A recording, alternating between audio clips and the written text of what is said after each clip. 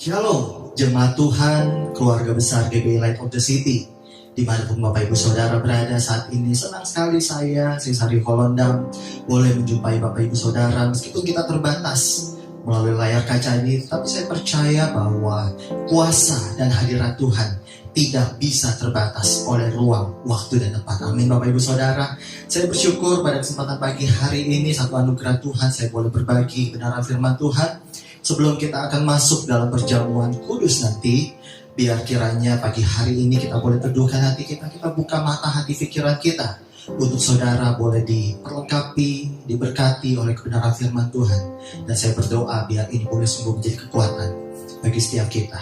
Bapak Ibu, kalau saya boleh bilang bahwa ketenangan adalah sesuatu yang sangat didamba-dambakan bagi banyak orang hari-hari ini, khususnya di tengah krisis, di tengah pandemi yang kita hadapi saat ini. Bapak Ibu Saudara, ketenangan rasanya menjadi sesuatu barang yang langka atau barang yang mahal.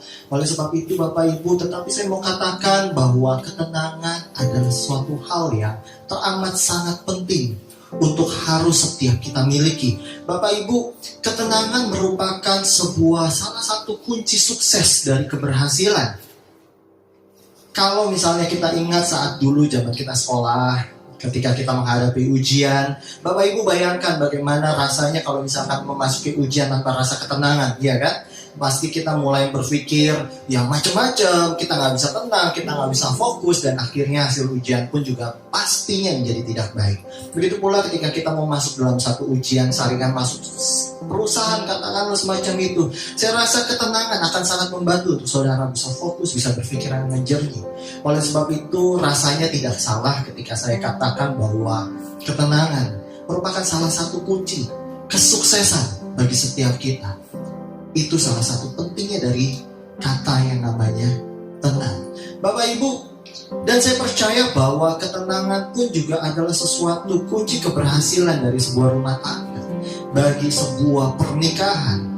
Bapak Ibu bayangkan bagaimana kalau misalkan kita masuk dalam satu rumah tangga di mana nggak ada ketenangan sama sekali, ya kan? Rasanya kayak apa tuh? Bapak Ibu, saya percaya bahwa ketenangan itu sesuatu yang sangat penting juga dalam hubungan suami istri. Bayangkan ketika kita punya suami gitu kan, yang istilahnya genit banget, ganjen banget, lirik sana, lirik sini, pasti nggak bisa memberikan ketenangan buat istri-istri. Bener kan? Nah, ibu-ibu pada sini. Nah, begitu pula juga sama istri. Ketika suaminya pulang kerja gitu ya, terus ya ini biasanya ketemu sama model istri yang karunia berkata-kata luar biasa nih. Suaminya capek-capek, istri wah udah berisik sana, berisik sini, dan lain sebagainya, nggak ada ketenangan. Jangan salahkan kalau suami kamu juga akhirnya jadi bosan di rumah. Oleh sebab itu penting menjadi pasangan yang terbaik itu bukan hanya sekedar memenuhi kebutuhan dari pasangan kita, tetapi menjadi pasangan yang terbaik adalah pasangan yang juga bisa memberikan ketenangan bagi pasangan kita. Amin Bapak Ibu. Belajar ya, kita sama-sama belajar. Saya juga akan belajar demikian. Bapak Ibu, sekali lagi, ketenangan adalah sesuatu hal yang menurut saya amat sangat penting, khususnya di tengah apa yang kita hadapi. Tetapi menjadi sebuah pertanyaan besar, bagaimana kita bisa tenang dalam keadaan seperti ini, di tengah krisis seperti ini, di tengah pandemi seperti ini? Bagaimana kita bisa tenang? Bapak Ibu, kalau mau bicara untuk kita tidak menjadi tenang, saya rasa ini menjadi satu alasan yang sangat masuk akal. Di tengah keadaan kita semuanya, kita diam di rumah, kita keluar rumah takut tertular COVID, betul ya? Tetapi ada beberapa berita yang saya baca pun juga ternyata ada beberapa orang yang tetap diam di rumah dan tertular COVID juga, Bapak Ibu Saudara. Oleh sebab itu ini menjadi sesuatu yang apa ya, rasanya sulit untuk kita bisa tenang gitu kan, keadaan seperti ini. Belum lagi dari dampak corona yang ada ini menyebabkan krisis ekonomi. Ini menjadi kesedihan bagi kita semua. Kita tahu betul bagaimana banyak orang-orang yang hari-hari ini susah bekerja, susah mendapatkan penghasilan. Dan kita juga dengar banyak perusahaan yang mem-PHK-kan karyawan-karyawannya. Bapak Ibu Saudara, ini bukan sesuatu hal yang mudah. Mungkin kita mau mau tenang. Saya percaya kita semua mau tenang. Tetapi bagaimana mungkin kita bisa tenang dengan keadaan yang kita mungkin nggak tahu besok kita bisa makan apa? Bagaimana mungkin kita bisa tenang ketika kita melihat tagihan listrik kita, tagihan rumah kita, dan lain sebagainya masih harus tetap terbayarkan.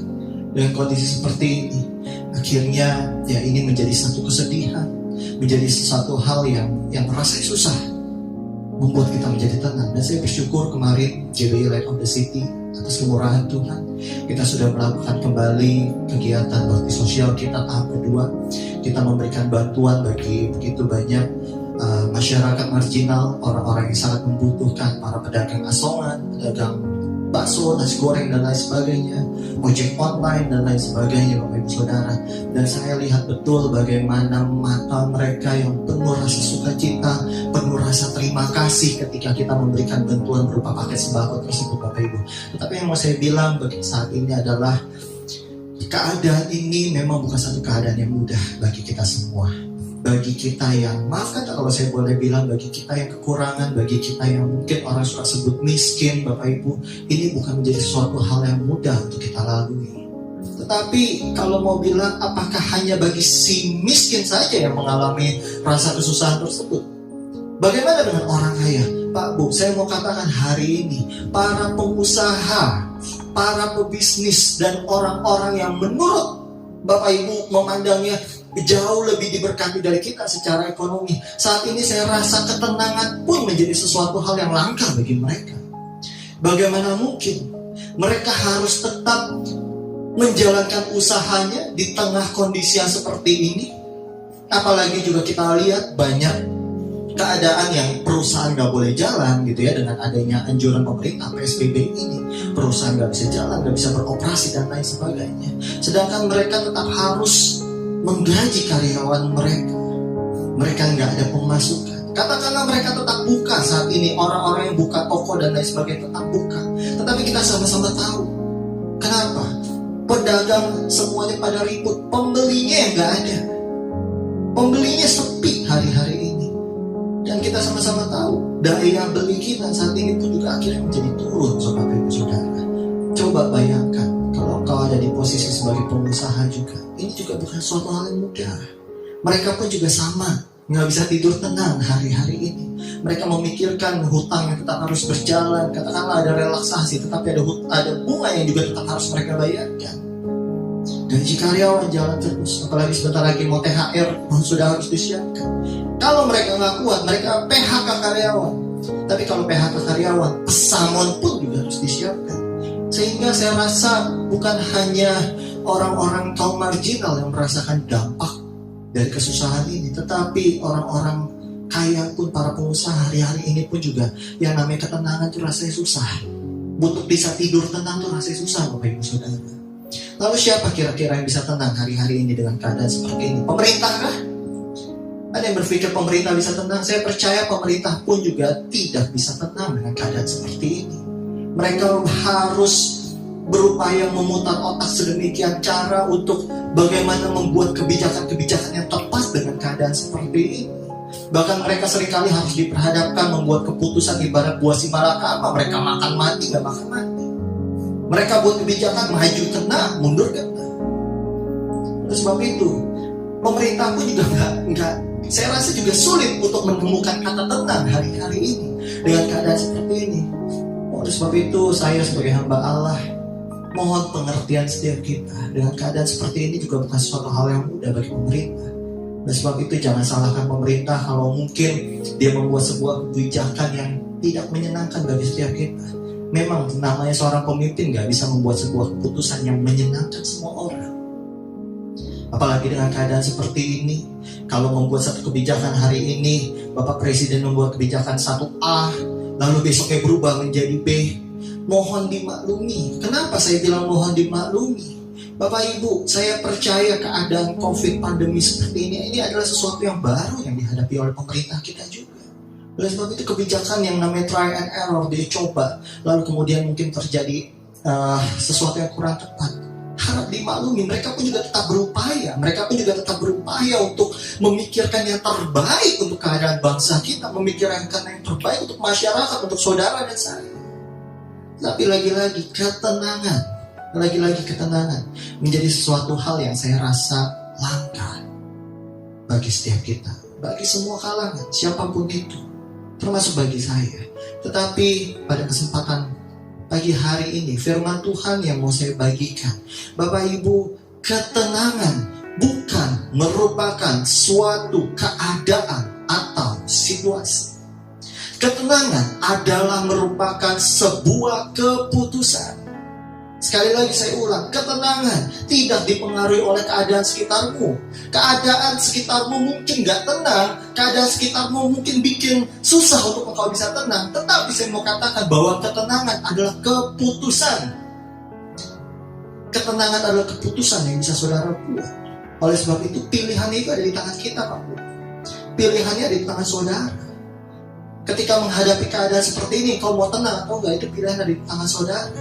Bukan di tangan pemerintah, bukan di tangan bos Anda atau siapapun juga. Ketenangan menjadi pilihan bagi setiap kita.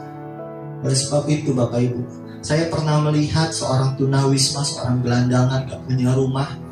Mereka harus tidur di emperan toko. Ya mungkin kalau namanya rumah aja gak punya, makan pun juga mungkin susah bagi mereka.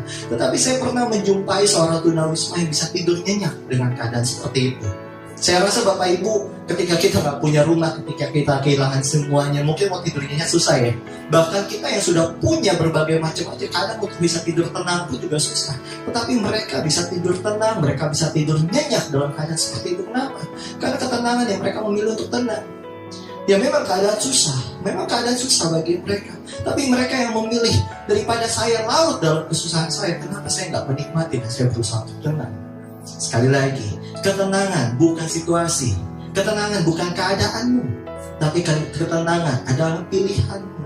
Ketenangan adalah keputusan setiap kita.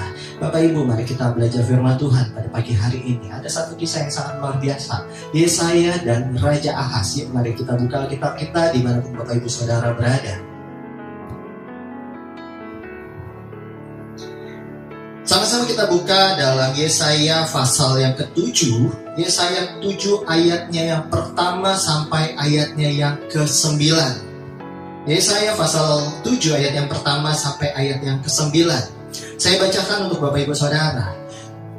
Ayat pertama, dalam zaman Ahaz bin Yotam bin Uzia Raja Yehuda, maka Rezin Raja Aram dengan Pekah bin Remalia Raja Israel maju ke Yerusalem untuk berperang melawan kota itu.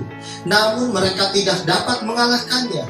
Lalu diberitahukanlah kepada keluarga Daud, Aram telah berkemah di wilayah Efraim. Maka hati Ahaz dan hati rakyatnya gemetar ketakutan seperti pohon-pohon hutan bergoyang ditiup angin. Berfirmanlah Tuhan ayat ketiga kepada Yesaya, baiklah engkau keluar menemui Ahaz, engkau dan Syar-Yashub anakmu laki-laki ke ujung saluran kolam atas, ke jalan raya dan pada padang tukang penatu. Ayat 4 Bapak Ibu perhatikan. Dan katakanlah kepadanya, teguhkanlah hatimu dan tinggallah tenang. Jangan takut dan janganlah hatimu kecut karena kedua puntung kayu api yang berasap ini, yaitu kepanasan amarah Rezin dan Aram dengan Aram dan anak Remalia. Bapak Ibu, saya ulang lagi ayat keempat. Firman Tuhan katakan, teguhkanlah hatimu dan tinggallah tenang. Ini satu firman Tuhan ketika mereka harus menghadapi sebuah peperangan. Dan firman Tuhan mengingatkan, teguhkanlah hatimu dan tinggallah tenang. Ketika mereka harus menghadapi peperangan, Tuhan ingatkan, tinggallah tenang. Dan Bapak Ibu, ini menarik. Saya baca sambil senyum-senyum juga Bapak Ibu. Ini orang-orang yang mau nyerang mereka, di musuh-musuhnya mereka, Tuhan katakan itu ibarat puntung kayu api. Gak ada artinya, gak ada harganya, gak ada kekuatannya sama sekali. Ini supaya menjadi kekuatan bagi setiap kita. Siapa musuh yang harus kau hadapi saat ini? Sakit menyakitkan? Masalah ekonomikah? Ketakutan apa yang kau harus hadapi saat ini? Firman Tuhan bilang itu ibarat puntung kayu api. Dibuang aja, selesai itu urusannya.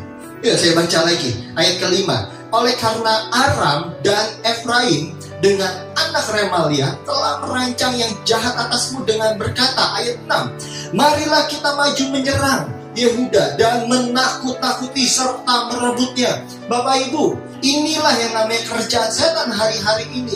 Di tengah krisis ini, di tengah pandemi ini, di tengah semua kekacauan ini, setan itu kerjanya apa? Mau menyerang, menakut-nakuti. Ini satu pola kerja iblis, Bapak Ibu Saudara. Oleh sebab itu dengan keadaan seperti ini, jangan mau ditakut-takuti oleh setan.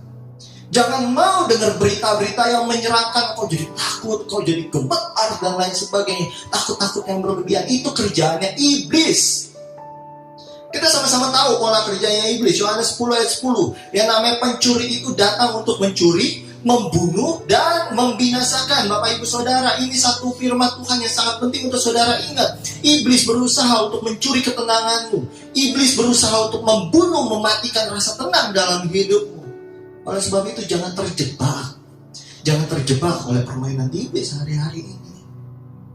Yakobus pasal 4 ayat ke-7 katakan, karena itu tunduklah kepada Allah dan lawanlah iblis, maka ia akan lari padamu. Lawan si iblis, Bapak Ibu Saudara. Jangan kebalikan, kau malah melawan Allah dan tunduk sama iblis. Yang ada ujung-ujungnya apa? Kita yang lari dari iblis. Benar ya? Oleh sebab itu ingat nih pesan Tuhan pagi hari ini.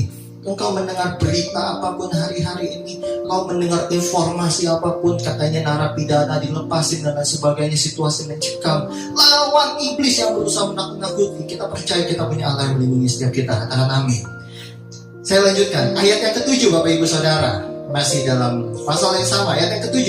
Maka beginilah firman Tuhan Allah, tidak akan sampai hal itu dan tidak akan terjadi. Amin. Bapak Ibu pegang baik-baik ayat ini, Bapak Ibu Saudara.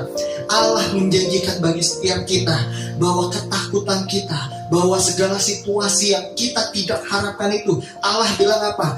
Tidak akan sampai hal itu dan tidak akan terjadi. Amin. Engkau takut ketularan corona, kalau Tuhan tidak izinkan, Tuhan bilang tidak akan sampai hal itu dan tidak akan terjadi. Engkau takut apa? Kebangkrutan dengan situasi seperti ini, usaha susah dan lain sebagainya. Tetapi janji firman Tuhan, Allah katakan, kalau Allah nggak izinkan, tidak akan sampai hal itu dan tidak akan terjadi. Ketakutan apa lagi yang kita harus hadapi hari-hari ini? Tetapi janji firman Tuhan pagi hari ini, pegang baik Bapak Ibu Saudara. Tuhan bilang, tidak akan sampai hal itu dan tidak akan terjadi. Yuk sama-sama yang di rumah, yuk sama-sama kita bilang ini ya. Sebagai pernyataan iman setiap kita, Allah bilang tidak akan sampai hal itu dan tidak akan terjadi. Ulang ya, 1, 2, 3. Tidak akan sampai hal itu dan tidak akan terjadi. Amin. Ketakutanmu kalau Tuhan gak izinkan tidak akan terjadi. Percaya Tuhan. Ayat ayat ke-8 dan ayat ke-9. Sebab Damsyik ialah ibu kota Aram dan Rezin ialah kepala Damsyik. Dalam 65 tahun Efraim akan pecah, tidak menjadi bangsa lagi. Dan Samaria ialah ibu kota Efraim, dan anak Remalia ialah kepala Samaria. Jika kamu tidak percaya, sungguh kamu tidak teguh jaya. Dengan kata lain Bapak Ibu, jika kita percaya sama Tuhan, kita akan teguh di dalam Tuhan. Teguh berarti kita kuat, tidak terombang ambing. Bayangkan kita ibarat naik sebuah kapal laut, Bapak Ibu Saudara. Kalau kita namanya teguh itu, sekalipun badai datang menyerang kita nggak akan terombang ambing. Itu namanya kita teguh. Kuncinya untuk saudara mendapatkan ketenangan adalah saudara percaya. Ketika engkau percaya, engkau akan teguh dalam kepercayaan. Itulah kekuatan. Bapak Ibu, perikop yang tadi kita baca di dalam Yesaya pasal yang ke-7, firman Tuhan yang barusan kita baca tidak menceritakan keadaan yang ketika mereka harus menghadapi perang, lalu tiba-tiba mujizat terjadi, musuhnya tiba-tiba langsung jatuh tergeletak mati. Kita nggak mendengar cerita seperti itu. Tetapi kita mendengar cerita bahwa mereka harus masuk dalam peperangan. Mungkin dalam kehidupan kita berdoa, kita minta mujizat. Tetapi mujizat Tuhan tidak Tuhan jawab bahwa masalah kita langsung selesai. Mungkin kita berdoa minta Tuhan untuk angkat penyakit kita, tetapi mujizat Tuhan mungkin bukan bentuknya, bukan tiba-tiba sakitmu hilang. Atau mungkin engkau dalam keadaan kebangkrutanmu, atau engkau dalam keadaan dililit hutang hari ini, kau berdoa minta mujizat Tuhan. Mungkin keadaannya gak berubah, tiba-tiba turun hujan uang dalam rumah. No. Bapak Ibu, saya mau bilang, Dalam perikop yang kita baca, Tuhan mengizinkan mereka untuk masuk dalam peperangan. Begitu pula juga dengan kita hari-hari ini. Mungkin keadaan hari-hari ini membawa saudara harus masuk dalam peperangan. Saudara harus hadapi keadaan tersebut. Tuhan gak bilang bahwa tiba-tiba keadaan akan Tuhan berubah, Tuhan putar balikan semua tiba-tiba menjadi baik. Tapi ada kalanya Tuhan mau kita masuk dalam peperangan tersebut. Ada kalanya Tuhan mau masuk dalam peperangan tersebut. Oleh sebab itu firman Tuhan tadi katakan, kuatkan, teguhkan hati kita, dan kita tinggallah tenang. Tinggallah tenang masuk dalam peperangan. Lalu bagaimana mungkin di dalam peperangan kita bisa tenang? Situasi peperangan bukan sesuatu situasi yang bisa membuatmu tenang. Kembali lagi bahwa ketenangan adalah keputusan kita. Engkau yang memutuskan ketika kau mau memasuki peperangan ini dengan perasaan tenang atau dengan perasaan takut. Engkau mau masuk peperangan ini dengan perasaan tenang atau perasaan panik. Saat ini kau masuk dalam satu badai pencobaan, ketika kau berteriak diam dan tenanglah, tapi badai itu terus berkecamuk dalam hidupmu. Berarti itu mungkin Tuhan izinkan kita masuk menembus badai tersebut. Tuhan mau kita kuat seperti Raja Wali, terbang tinggi mengatasi badai-badai persoalan kita. Ketika kita berteriak diam dan tenanglah, seolah krisis ini gak berubah, seolah penyakit kita tidak diam dan tidak tenang. Mungkin itu saatnya Tuhan mau untuk setiap kita yang diam dan kita yang tenang hari-hari ini. Oleh sebab itu Bapak Ibu Saudara, ingat firman Tuhan hari ini. Mujizat Tuhan, saya adalah orang yang percaya bahwa mujizat Tuhan itu ya dan amin. Tuhan sanggup melakukan segala sesuatunya. Tuhan sanggup meredakan badai hidupmu. Tuhan sanggup mengubahkan segala persoalanmu. Tuhan sanggup menyembuhkan segala sakit penyakitmu. Tuhan sanggup memulihkan segala ekonomimu. Tetapi mujizat Tuhan bukan sekedar mengubah sesuatu yang hitam menjadi putih, atau sesuatu membalikan telapak tangan. Tetapi salah satu mujizat Tuhan yang harus kita yakini, ketika engkau kuat dan engkau bisa tenang di dalam pencobaan, ketika engkau bisa kuat, engkau bisa tenang di dalam badai, itu mujizat Tuhan. Sekali lagi, mujizat Tuhan, pertolongan Tuhan bukan hanya sekedar membalikan masalahmu, tetapi ketika dalam keadaan situasi yang berat sekalipun, engkau sanggup menanggung beban itu mujizat Tuhan, karena ada Yesus yang berjalan bersama-sama. Bagi hari ini Bapak Ibu Saudara, mungkin Tuhan izinkan kita masuk dalam peperangan ini, Tuhan izinkan kita masuk dalam situasi yang berat ini. Tetapi firman Tuhan hari ini mengingatkan bagi setiap kita, bagi saudara, bagi saya, untuk kita teguhkan hati kita dan tetaplah tenang. Sekali lagi, tenang bukan situasi, bukan keadaan, tetapi tenang adalah sebuah keputusan untuk saudara lakukan. Pilihan di tanganmu, kau mau tenang atau kau enggak mau tenang. Yesaya 30 ayat yang ke-15, dalam tinggal tenang dan percaya terletak kekuatan setiap kita. Kekuatan kita adalah ketika kita bisa tenang, kita percaya Tuhan, itu kekuatan setiap kita orang percaya, katakan amin. Dan saya akan menutup dengan satu ayat firman Tuhan, Mazmur pasal yang ke-62 ayat yang pertama sampai ayat yang kedua. Hanya dekat Allah saja aku tenang, daripadanya lah keselamatanku. Hanya dialah gunung batuku dan keselamatanku, kota bentengku. Aku tidak akan goyah.